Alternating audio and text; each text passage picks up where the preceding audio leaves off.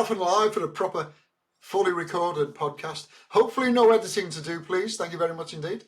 That'd be great. Where? Yeah. Well, I thought, well, you thought one of the major issues this week has to be the going at Chepstow last weekend. This week, last month, last year. Keep going. It's nothing new, is it? I'm afraid. No. But the thing is, that meeting was supposed to, well, it basically signals the start of the new National Hunt season. And they'd gone all out to make sure as many people went as they possibly could. They put a 3-day ticket up for grabs for 39 quid, which is brilliant. And then they got all these people there and half the horses don't turn up because the ground's gone to pot. I mean, you would make sure your ground was right, wouldn't you? Well, we've discussed this off air as we often do. It's not quite as amateurish as it may come over. They didn't appear to have watered very much. There's no forecast. No. They couldn't take the sting out of the ground. Now, okay, we know there's a water shortage. If that's the case, then perhaps that should be announced. We have a double whammy here that gets forgotten, and that is that as well as the horses pulling out of Chepstow because of the ground, we're also getting inaccurate going descriptions being given on any given day. Yeah. And the problem for me with that, as a punter, is that sits in the form book forever. Yeah, it does, yeah. So you can have the first race officially on good to firm, and then they go, well, it's not, is it, actually? It's soft. And so they change it from race 2 onwards, but race 1 will sit in the form book as that horse won on good to firm. So how many punters are out there next time that horse runs going, oh, it's good to firm again, I'll back it, or it's soft, he doesn't like soft, I won't back it. But the reality is the reverse of that. I think punters are being taken for mugs. Yeah. Well, it's the guy that won't even give a go and stick reading. What Thirsk, that's the one. Yeah. I was getting mixed up between Thirsk and Ripon. Yeah. That's ongoing, shall we say? I'm still in. Yeah. You know, that's still on. The BHA are looking into it, and it's still ongoing. Yeah. Epsom's ground was inaccurate the other day, or maybe a week or so ago. Yeah. It's nothing new, but it is. It's not exact science. That'd be an unfair thing to say, and I'm not picking on Clarkson, of course. I wouldn't want their job for all the tea in China. No, I wouldn't. No. It's a relatively. It's not. It shouldn't be quite so much guesswork as it is at the moment. And no. If they're guessing at one thing, and jockeys, I think jockeys and Aidan O'Brien last week as well, walking in saying the ground's out there is far softer than it's described as. Yeah. How could you not know that before racing started? If rain happens in the day, that's a totally different issue. Absolutely, yeah. Absolute downpour, the going changes, there's nothing they can do. And there's nothing they can do about Mother Nature, full stop. But if it's labelled as good to firm on the first race and it turns to good to soft on the second race and there's been no rain, then more questions should be asked than appear to be being asked, shall we say. I actually quite like Paul Moore-Rennan's going description of there the other day.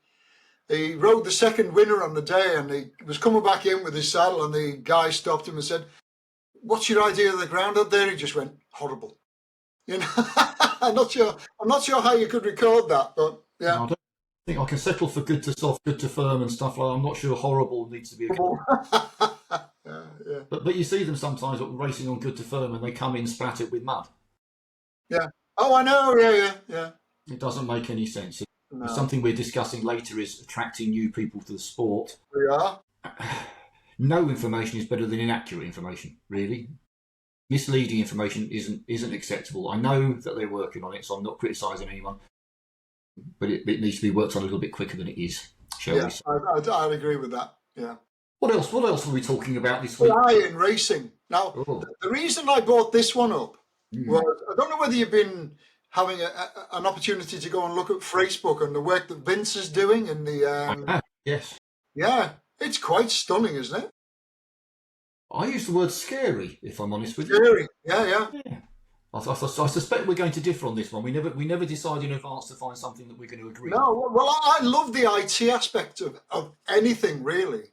But this, it's another one of those inventions that will be used for good, and it will also be used for evil. Because you'll find somebody that will use AI to teach a surgeon how to operate on a certain particular area of a brain or something like that. But then you'll also have somebody who's looking to hack into Jaguar Land Rover and spogged their operations for 2 months, costing billions of pounds. But from what I've seen so far, and I Googled AI in racing the other day, and I was going back as far as February. Now, I was totally unaware of this, but the Japanese have been using it for training racehorses. Yeah. They'll have little pads all over the horse's body, and they will then feed that into a computer, which is then produces an AI-generated instruction manual, if you like, of how to train that particular horse. You couldn't make it up. I'm not going to edit this. No. Only expected one delivery today, and it arrived about half an hour ago. So I thought, Yeah. good. Well, never mind. We'll just carry on. Shouting over the deliveries. My fear with AI is Vince is finding more winners than normal, if you like, for want of a better way of putting it. Is fantastic. But if they perfect it, well, that's the end of racing. Well, I think we've kind of perfected it, because what I was doing until October started, which is when my manic month begins, because I've got all this admin to do, was I was then posting on his post what my ratings were and the prof's top 3. Sure. We were going through the card several times. We've gone through the card. Just by marrying these 2 bits of data up. And it's ridiculous, isn't it? I struggle with it, because I can understand why at this precise moment that's a huge positive and a massive selling point, and wonderful. Who doesn't want the holy grail of finding all the winners? Yeah. The reality is, if AI can do that, even doesn't have to find all the winners, just a massively high percentage, then that is racing finished. It is, well, it's punting finished. It's punting finished, which means bookmakers finished, which means no sponsorship for the races, which means no levy money coming into the races. It means no media rights money coming into the races.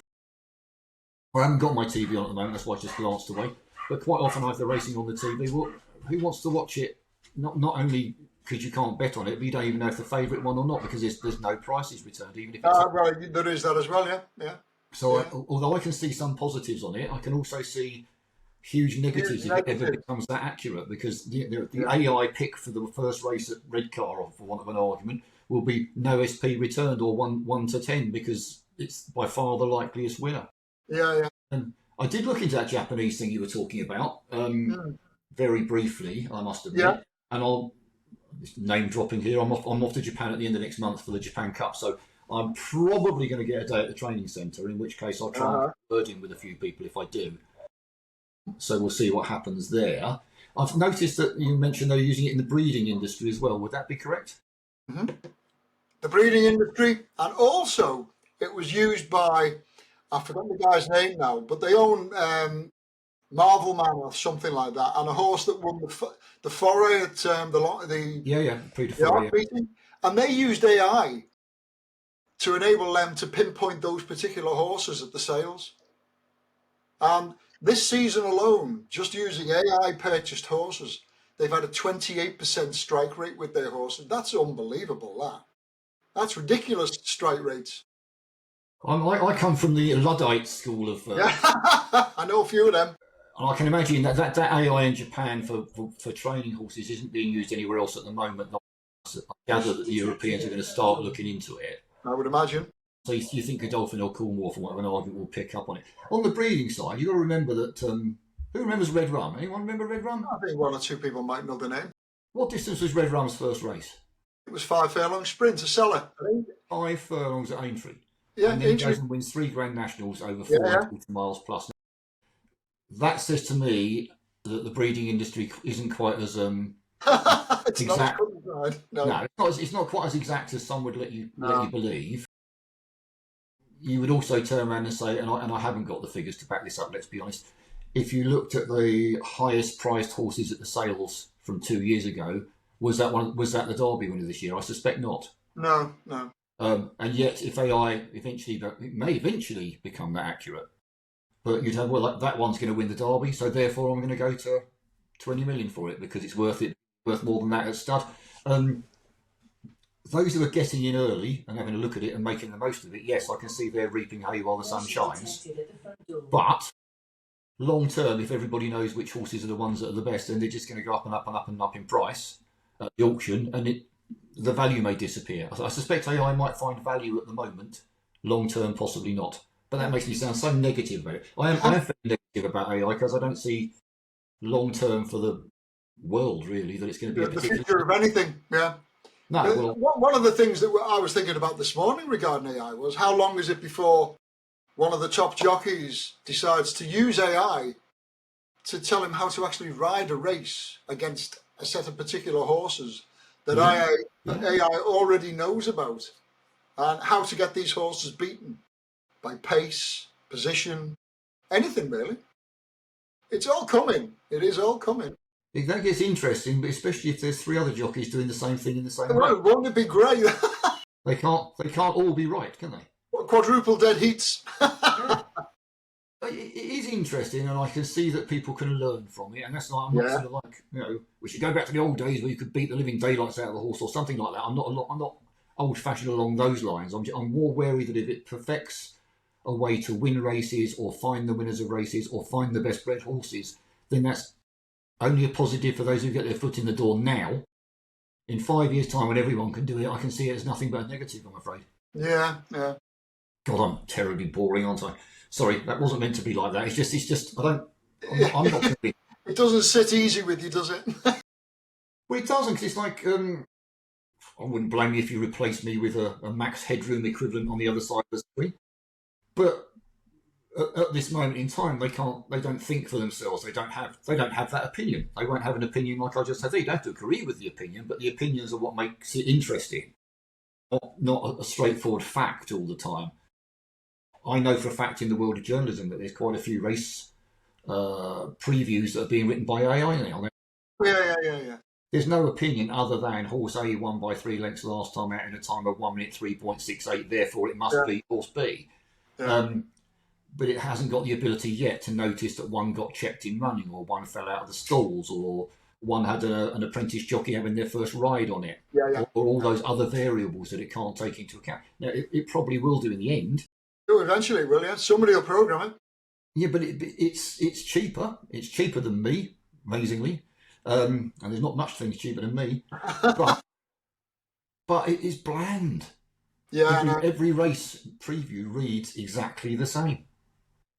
Insert horse A there and insert horse B there, insert a different trainer's name. It's all monotonously the same. And even though it's clever enough to mix it up, it's only mixing the wording order up. It's still saying this horse is the best thing because it ran at that meeting and this one's the next best, and that's the end of it. There's no perception involved, and I hope that stays until I retire at least. Yeah, at least. Give me a chance. What are we next to? Well, a couple of hopefully positive things. Yes. There are 2 initiatives in racing at the moment. One is being run by the BHA called Project Beacon, which I was boning up on. It's a long read. If you want to read all of the ins and outs of Project Beacon, go to the BHA website or just Google Project Beacon and it'll come up and everything's there. But what they've done is they've come up with a set of suggestions. Now we'll discuss 3 of them basically. There are 6 issues that they believe will turn people on to racing if they're addressed. One is welfare concerns, getting people to know and understand how horses are treated in racing. Another one was to demystify the sport. Now, that's an easy way to understand form.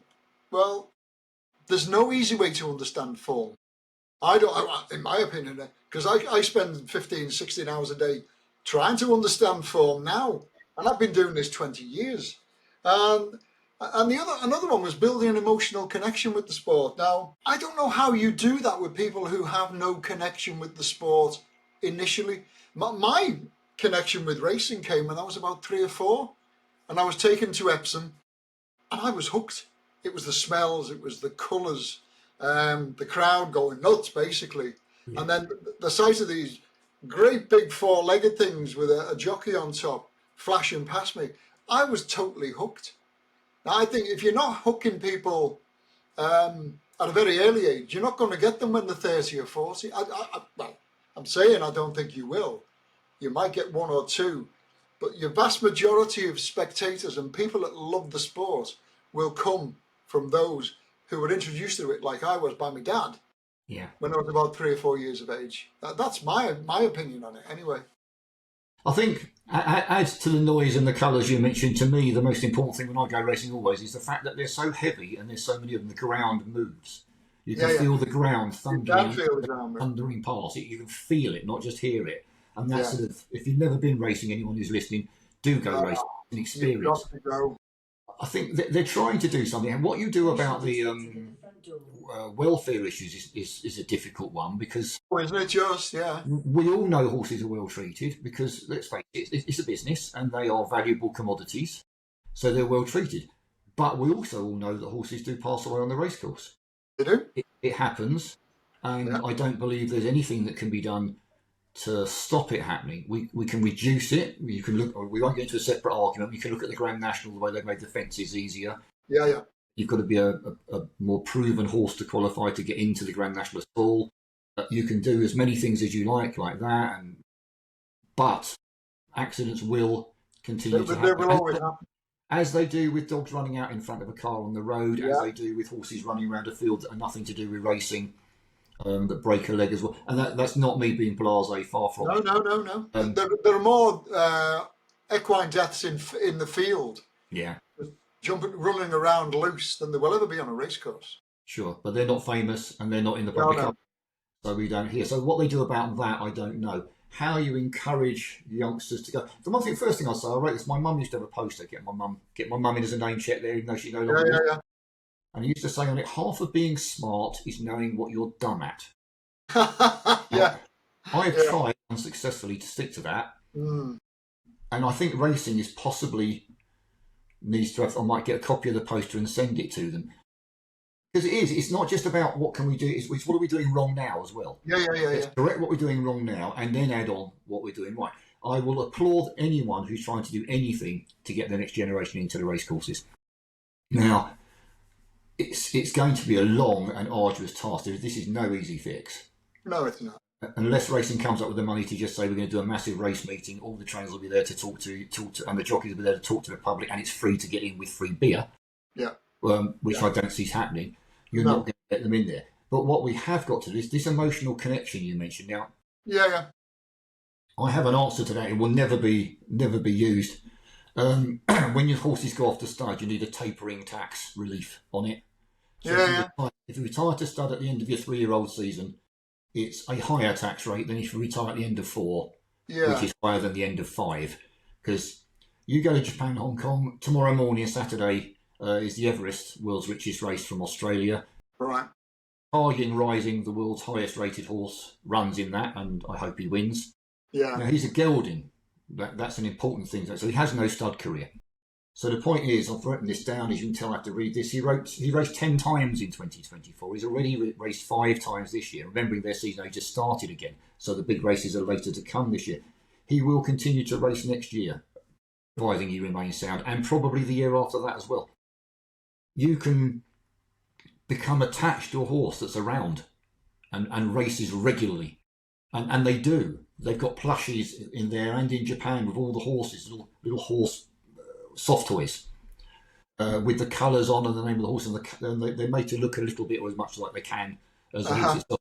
And they follow these horses. I was reading when you mentioned this, and I had a quick look, and I've forgotten the name of the horse. There's a horse who's recently retired or retired sometime in Japan. He's raced something like 124 times. Yeah. He's never won a race. Never. Might even be a she. Not sure, to be fair, in case I got that wrong. Never won a race. Thousands and thousands would turn up at the racecourse to see it run. Yeah. Literally, they would turn up to see that horse run in the hope it won, and then it didn't, and they'd turn out again 2 weeks later to watch it run again. Because the horse is the star of the show. Of course it is, yeah. You know, it's like, I don't know, Tom Cruise is the star of his films. They might have some fantastic special effects in, but people go to see Tom Cruise. They do. And the special effects are secondary. And racing needs to get into a position where it's something similar to that, where the horses are the star of the show, followed by the jockeys, followed by the trainers, followed by anything else that's going on around it. And I'm not how many years it will get to change that mentality, or whether Europeans, I'll say, I'm trying to make sure I choose my words carefully these days in this politically correct world, whether Europeans will ever come around to that way of thinking, or it's an Asian concept because that's how they are. I don't know. I'm not a psychologist or whatever. I have no idea. But you can see that in the rest of the world, people come to see the horses. And I think it's partly because they race again and again and again. Not over raced, don't get me wrong, they're not over raced. But they're there and they're there again and they're there again, and you can follow it off. And I lost it. Lost this week. I'll come back in 3 weeks' time and back it again. Yeah. Maybe it loses again, maybe it doesn't. But we've all seen, not so much lately, I have to say, the old days, win the Derby, off to stud. Gone. Yeah. Well, I doubt we'll see many 3-year-olds retired this year, because they're all next to useless. Well, not useless, but there's no superstar, is there? We'll find out when we talk about Saturday's racing, won't we? Well, yeah. I'm always dubious about it. Yeah, I'll mention that in a minute. Yeah. Something for a fraction later. But yeah, I mean, they don't, as the Japanese loser, retired maidens proved, you don't have to be a superstar to be popular with the public. Who was the one of Nigel Twiston Davis's that passed away? Oh, the Moose. The Moose, yeah. Mad Moose. Mad Moose, yeah. Yeah. He got news headlines in the race, perhaps not outside the racing press, but in the racing press when he passed away, and he was a ripe old age, he didn't die on the racing press.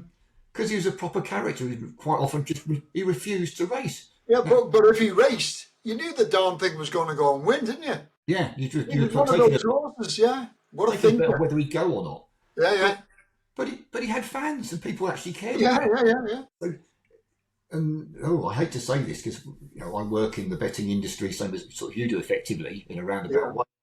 Is that it's not all about the punting. I tried to say that because I'm shooting myself in the foot, really. But it's not all about the punting, because if you backed him and he refused to race, you'd think you'd be bloody furious with him and never go racing again. But that's not the attitude of people with horses like that. They love horses like that, and off they go to see if he's going to bother next time out. A character. So there are people in this country who do care about horses and not just about whether it won or lost and what price it was. That there is a possibility of a future for us. Yeah. Well, this Project Beacon estimates there are around about 25 million people in this country who would get involved in horse racing. Yeah. I don't know how they get that number. It's probably in all the text on the BHA website, but that's what they guesstimate. Is that not more than a third of the population? It's something like that, yeah. So, well, whatever. But there's big numbers that need to be encouraged, and I will applaud them for getting out of their luxury leather chairs and actually bothering to try and do something. So the new guys in charge now are at least trying. What did you think of the next one that came out, the Dragon's Den idea? I found that really interesting because, do you know what? Many moons ago now, I invented a game. Everybody knows it, Fantasy Horse Racing it was called. And I went to a company in Liverpool called Connect, who are absolutely, well, they're top dollar, but they're top dog at what they do. Right. And after I'd done my initial brief and showed them what it was I wanted, how I wanted it doing, and all the rest of it, the sales guy came out with me and he said, do you know what, Ron? He said, I've never said this to anybody else before that's come here to talk to us about a project. You've got yourself a winner. And I said, well, thanks very much, Simon. That's really much appreciated. And I'm sure we would have done. My problem was I didn't have the finance in place to broadcast it globally. You need a few million quid behind you. And when you sent me this one, because I hadn't seen this until you added it on, and I thought, what a great idea. Imagine going in front of JP McManus might be on the Dragon's Den. It's Dragon's Den, did we mention that? It's racing's equivalent of Dragon's Den. So you'll have these high-flying millionaires who are involved in racing, who presumably will be prepared to finance projects for the benefit of racing. Now, kids today, they're all games and things like that, really, aren't they? I would suggest. And if you put in front of them a game that not only, let's say it's 18 plus, that you can play this game, it's free to play, you can win £1 million a year, put up by a bookmaker or whoever, and the object of it is, have you ever played fantasy football? Badly. right, where you've got your team on the pitch, you've got your substitutes, right? And you've got X number of transfers every week. You've got a budget to play with. And that was basically what fantasy horse racing was. It was like the toad tend to follow meets fantasy football. And so I would love to put that in front of somebody and say, it's going to cost us $250,000 to build the actual website that will then be able to process the number of people playing the game, because you want it going global, right? Yeah, yeah. And then if you then say those people will then have a bet on a horse, you'd say, right, we're going with the tote only. And all that money can go back into racing, because they'll have their own horses to follow. Yeah. And they will start following those horses. And they can transfer new ones in, take up. If they've got runners on the bench, they can move them onto your race course and that type of thing. And the graphics were brilliant for it. We had stables with your substitutes in. And you had your actual race horses, your first 11, like, on the actual race course. And the graphics were all there for you. And when you had a runner that was in the stable and you were notified the day before that your horse was running, we actually ran a trial game for an entire season. We had players from all over the world, Australia, Denmark, and they loved it. I've got a guy on Facebook. When you bring back fantasy horse racing, it was great, and it would be absolutely brilliant. Now, if you could attract people globally to play that, what's your mate's name in Hong Kong? Which the one? Guy who, Winfried. Winfried, yeah. Go and show it to him and say, what do you think of this? Oh, you I know it would be a winner. It would be an absolute winner. Why don't you turn up on the Dragon's Den Day? Yeah, well, who knows? Yeah. Who knows? Yeah. Have a little look at it. I think it's their headline areas are going to be the same thing, and I think I was discussing with my son over things nothing to do with horse racing. That most of the best ideas are ones that the majority of us think will fail. Yeah. And you find they don't fail. I mean, can you imagine how many studios they tried to sell The Simpsons to? Yeah, I've got a cartoon with bright yellow people, and the wife's got blue hair. Yeah. Next. Yeah. Now one of the most successful TV franchises, if not the most successful in history. So I'm quite wary of not being the old fuddy-duddy that I am going. All these youngsters won't come up with anything that works, because hopefully someone will. And again, I'm not blowing smoke where I shouldn't be. Hats off to the BHA, and in this case, they've been joined by Flutter. To help sponsor it or organise it, or whatever. Yeah.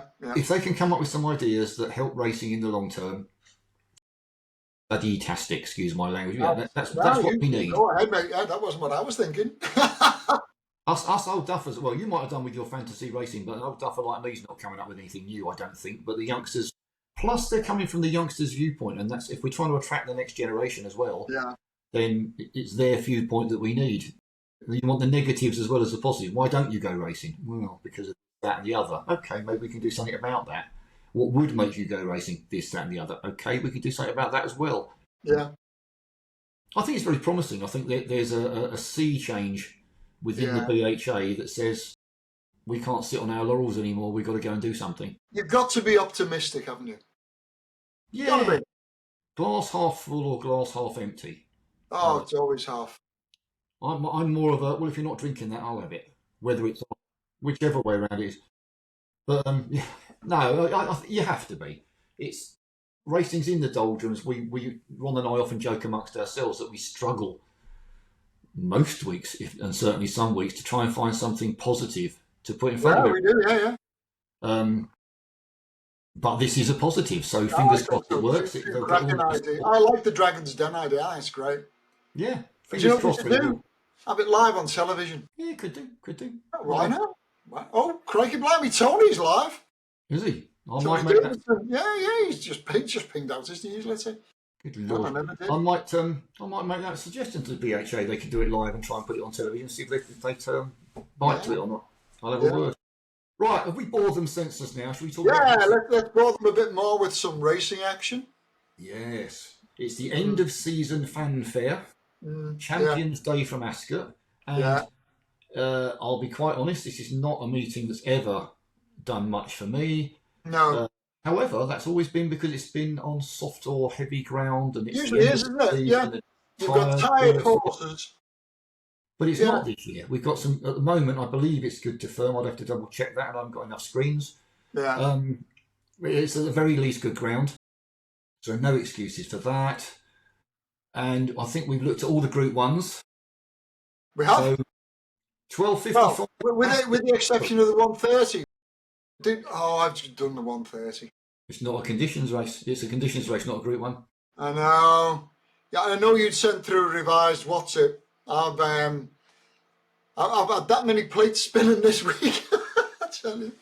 In I've other got news, it. the care home will be calling for Ron fairly shortly. I'm telling you, yeah. Well, so dear. I'm doing the 12.55 then, am I, Ron? Which one? 12.55. Yeah. Yeah, I Did think you- so. Yeah, I haven't Well, done it. it's luckily it doesn't look too complicated. No, Girl fast go for that. round. Oh dear. It's a 2-mile long distance cup won by Kyprios last season. You can tell I'm reading this guy. Just the 6 runners this year, as I wrote. I presume nothing's been pulled out since. Trawlerman seems to have scared off all the opposition, to be honest with you. Yeah. He's going to go for very short price favourites. So I'm not going to win any friends by suggesting he wins it. Won his last 3 starts, the length and a quarter success in the Group 2 Lonsdale Cup at York when last seen in August. Took the Gold Cup at Royal in June. Impossible to oppose. Will I be backing him? Not odds on, I won't. No. But we just thought we did originally think we thought we'd better mention this race because it's one of the Group 1s on the card. Yeah. Somebody did. So we've mentioned it. We think Trawlerman will win it. Prohibitive price, and this is racing. Nothing's guaranteed. So not a suggested punt. Merely the most likely winner. Did you want to cover the 130 on your own then, Ron? Because I haven't covered that. Yeah, I mean, now when I looked at it, I thought, what's he put that in for? No previous runnings of this race, so I'm up the creek without a paddle regarding the stats. New one for two. And we've got an odds-on favourite in a horse called Words of Truth. And if official ratings are to be trusted, he is the correct favourite. He's currently £9 superior to the second favourite, which is Division. A horse I really like, by the way. He's done me a few favours. Did me a favour last weekend. I'm surprised he's running again this weekend, to be honest. He's actually rattled up a hat-trick in just over a month. I was actually watching the markets as well. Words of Truth, been pretty easy to bet. 4 to 6 opened up. He's now 5 to 6. There's been plenty of each way support for Aidan O'Brien's Mission Central. 14 to 1 into 7 he was. He's eased slightly to 8 to 1. Now that'll be one. It'd be a 2080, I should imagine. I actually went on to say I'd have loved to have worked on this statistically. He lies. If only to confirm that the right horse was heading the tissue. He won a Group 2 easy enough last time out. I'd have to believe that Division could improve by £9 or more to even lay a glove on him. It requires guesswork, but you'd have to put up the favourite, Words of Truth. Fair enough. 205, we both done it, yeah? Yeah, I mean, talk of the 130 still. Word is that might be Gosden Skinny's horse. Yeah. That's the truth. 2080 for those new to us means 20% of your whatever stake you fancy putting on the race to win and 80% whatever you fancy putting on the race to place. The place. We'll try and remember to say that every week in the hope I know, yeah. Now you see, this is where I need to bone up on how we present this, so that we do, like the BHA are saying, demystify what we're saying, you know? Yes, I agree. And we all sit there because we've been involved for more years than we care to admit. I know, yeah, it just walks off ducks back to us now, isn't it? Yeah. Even each way doesn't mean something to everybody. I know. It will do to the majority, but it won't do to everybody. I remember someone said to me, "What? So he's got to run down there and run all the way back again? How's that work out as a bet?" Yeah, but that's what it sounds like. As you say, 2080s and all other terminology. We'll try and explain as we go. Yeah, we'll try and explain as we go. At least we're not doing any of this like, I don't know, 6 to 4 the field. Bother doing that. No.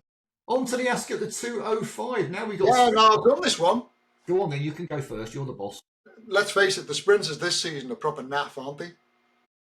There's only 3 in this race that turn out, having been in the winners' enclosure last time out. Last 2 winners of this retained SPs of 10 to 1 and 40 to 1. And we had a 16 to 1 winner in 2020. They're typical end of season results, even for Group 1s. Normally you wouldn't get that. If you had horses like Baid and that type of thing, we've not had, when was he, 2020? 19. Probably. Probably. There's been nothing like him since. 3-year-olds have got a decent record in this. They've had 2 of the last 5 winners. And that includes last year's winner as well. So you don't ignore them at all. When you consider that only 49 of that age group have actually contested the race in the last 10 years, they produce 4 winners and 5 place horses. That's some strike rate for such a small sample of runners. The winner has generally been front 5 on the tissue, has been in 6 of the last 10 years. We've only had 2 winning favourites in that time. I'm thinking, looking at the way the draw's gone in the last few years, you want to be drawn middle. 4 of the last 6 winners have come from stall 9 or higher. So maybe middle to high. I'm thinking middle. Now, last time out winners, they've got a pretty poor record. Just 2 of the last 10 winners have come here with a number 1 next to their name, but 50% had placed, and that includes 3 of the last 5. If you put that lot into a little blender, I reckon we're looking for a 3-year-old sitting front 5 on the tissue that placed last time out.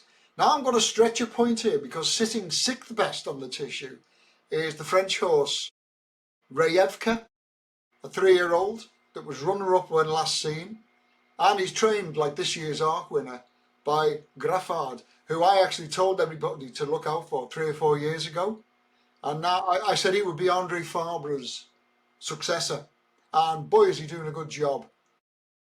He's around about 12 to 1 at the moment, this Rayevka, so I'm going to put him up as a 2080. If a bit of money comes for him, gets into the top 5 in the tissue, at this time of year, 12 to 1, that'll do nicely. 2080, that's 20% of your stake on to win and 80% on to place. And the tissue is the early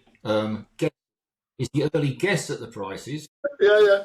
It's also something you blow your nose in, but in this particular case, it's the forecast prices, not necessarily those that are actually available. Yeah. Someone somewhere basically takes a guess at what odds they think they'll be at. So you look at, that's the forecast favourite 3 to 1. That's, which are probably Lazat still, I guess. And that's on the tissue, just for anyone new. Okay, Ron's gone through most of the stats that I was going to go through. I'm not convinced about the draw being that relevant, remembering that the recent ones have been on soft ground and we're not on soft ground now, so that may this is true. Potentially change. Lazat was 4 to 1 favourite as I started writing this. £2 clear at these weights as the best horse. But he ran a bit flat when I last saw him at Haydock. He looked like he might have had enough for the year. Could be wrong. Back. Next in the betting, Big Mojo. Now, he was 2 lengths ahead of Lazat at Haydock, and yet he's a slightly bigger price. Meets his old rival on worse terms here. Has a big shout. I'm going to go and give Kind of Blue one last chance. All right. Yeah. I like watching Ron's face when I tell him things like that. It's going to have to be each way. Now, each way just means basically 50% of your stake is on to win and 50% of your stake is on to finish in the first 3 in this particular case. That does change by the number of runners and whether it's a handicap, but we'll cross that bridge when we come to it. He was behind Big Mojo last time out, but he was hampered that day. Not particularly badly, but he was hampered. I think you can mark up that run a little bit. Who won the race this year, Ron? Oh, yes, Kind of Blue did, as a 3-year-old. So we know he handles the track. We know he handles it. Okay, he's a 4-year-old this time round. You can see he's not the number 1 pick. Lazat is the number 1 pick for Wathenham Racing, who also owns Kind of Blue. But the horse, no one's going to tell the horse that.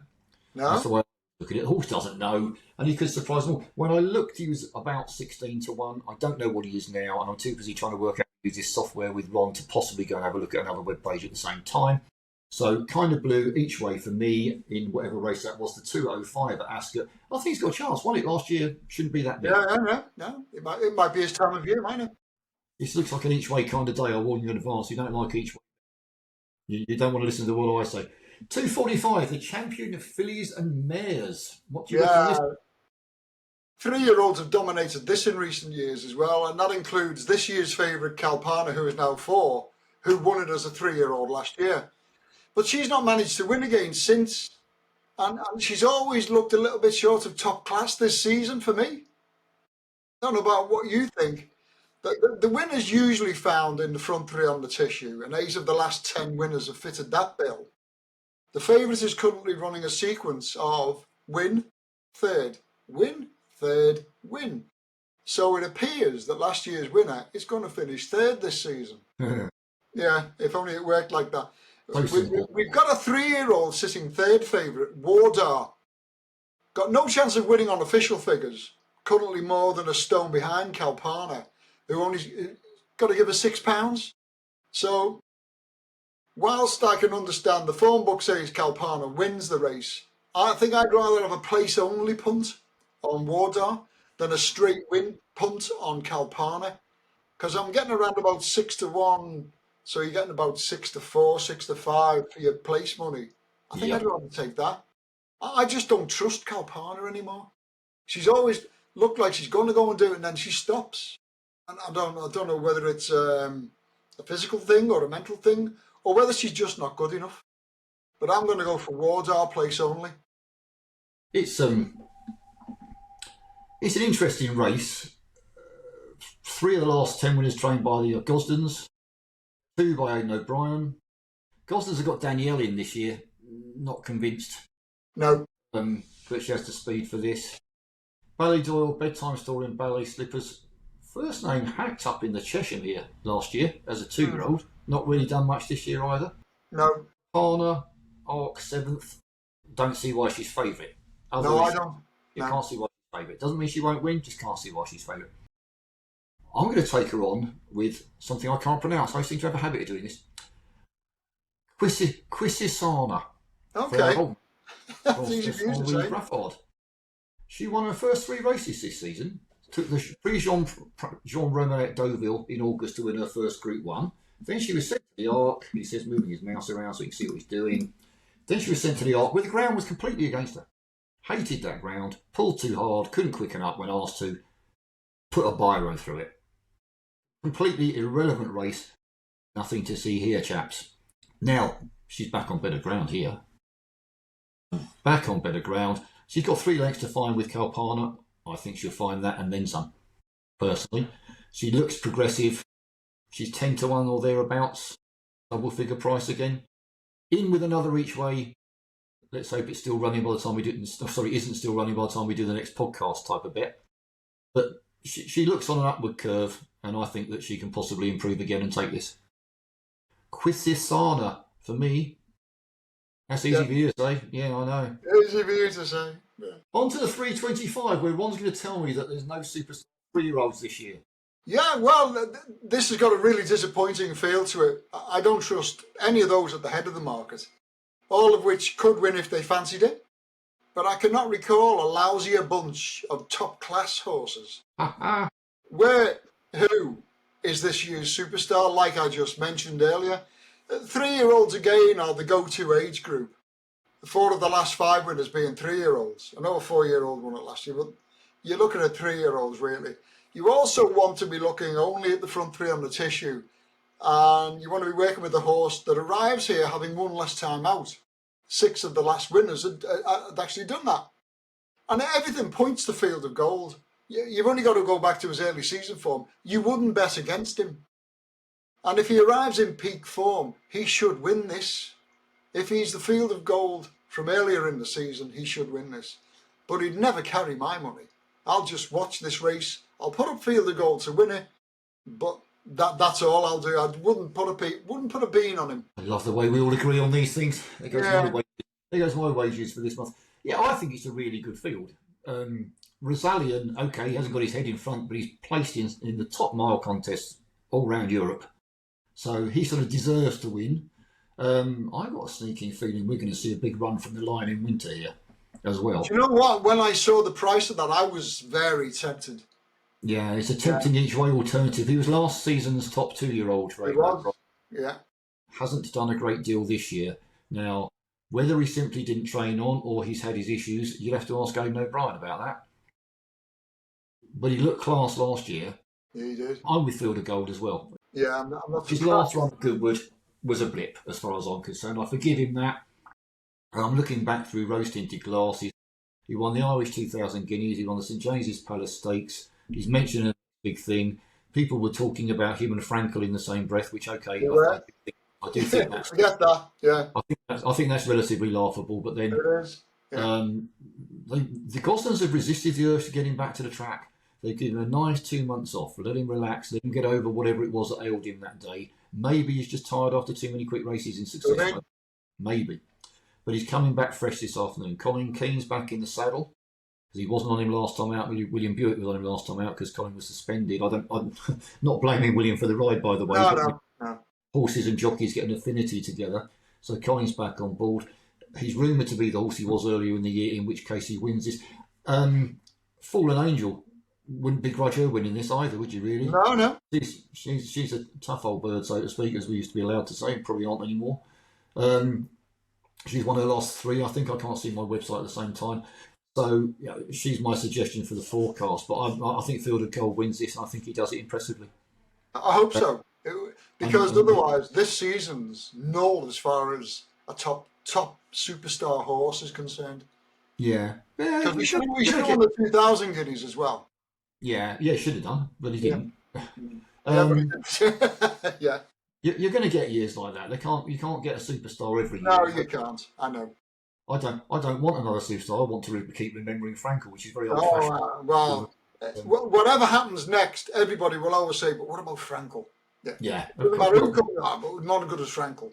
See the stars. Fans who see the stars say, "Why do you keep mentioning Frankel? He was even better." Than Frankel. Yeah. Then I'd agree to differ there.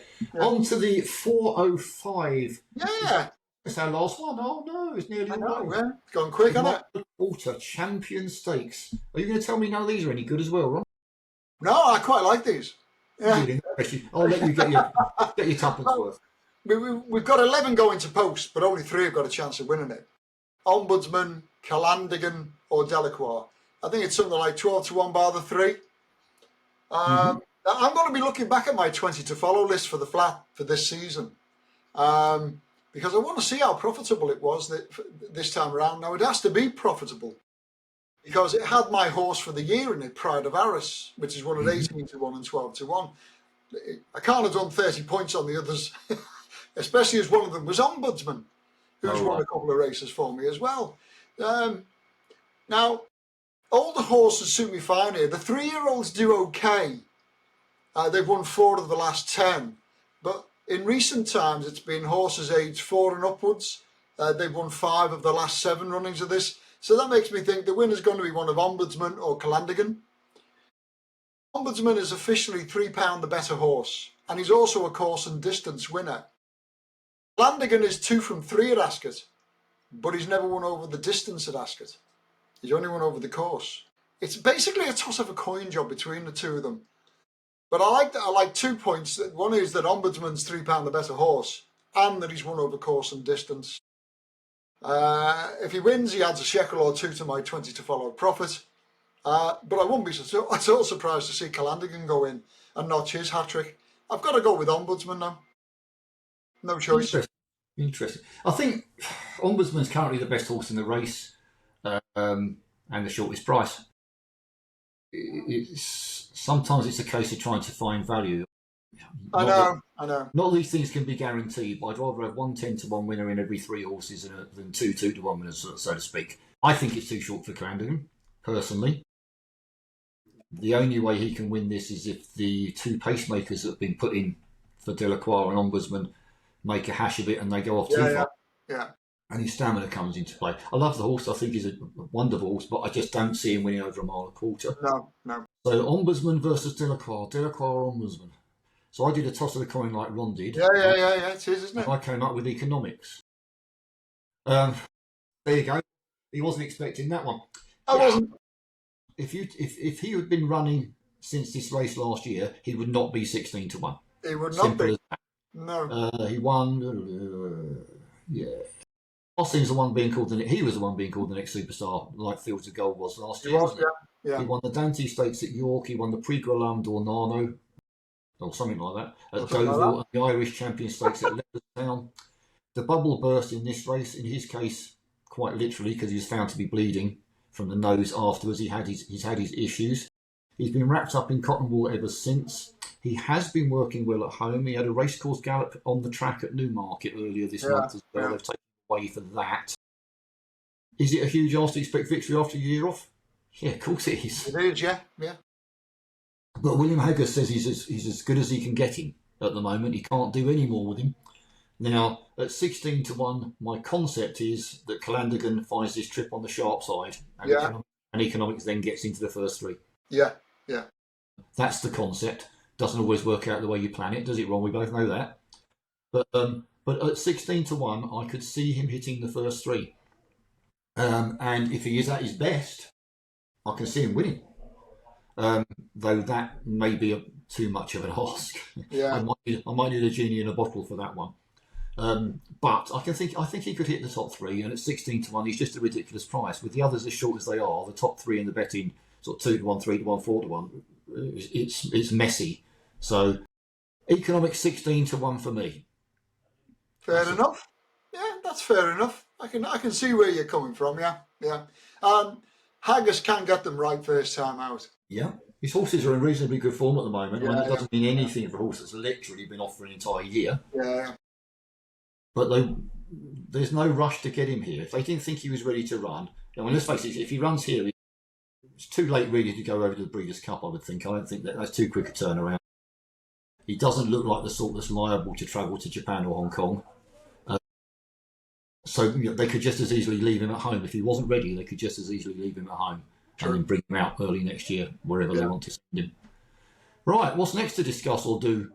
Well, I'm not going to bother with the OMS because I've not been tracking them. I never tracked them during October because it's not really worthwhile. You've got the changeover from National Hunt, from flat to National Hunt. Yeah. I'm basically, like I said before, spinning plates and getting all my ducks in a row before the first Cheltenham meeting. So, I've gone straight onto something for the weekend. I'm just going to do this quietly to one side and tell everyone that OMS are overnight market. Market movers, yeah. Do you know what I'm going to do? I'm going to put a section together called the Demystifier. Oh. And all those little terms that we refer to, there'll be a link on the YouTube page so that anybody who's totally mystified can be totally demystified. How's that? No doubt about it. Demystify sounds like some kind of air freshener to me. Yeah. Doesn't it? How about we do something, if it's possible, that we can add to, so that people can say to us if they want to, what does this mean? What does that mean? Not just from what we say in the podcast. Well, people can pass comments.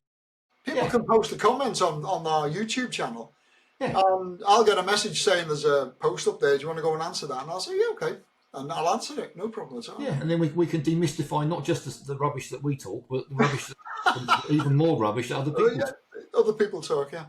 Yeah, I think that's a good idea. We can make ourselves the go-to place for demystifying racing. Why not? Right, so the last thing we have is what Ron calls something for the weekend, I believe. Yeah. I'm going with that Rayevka 2080. I like because of its jib. I like Graffard. I think he's a great trainer. He is. What race was that in, Ron, please? So they can that's in the sprint. That's in the 205. 205. The sprint. How do you spell it, please? Is Reyevka. Rayevka. There you go, everybody. Rayevka in the 205 is Ron's suggestion. 28. Yeah. So if you've got £1, you're going to put on it. So that's 20p to win. If you've got £10, it's £2 to win, £8 to place. £8 to place. Yeah. I'm much simpler than Ron. I'm just pretty simple. Each way. Yeah.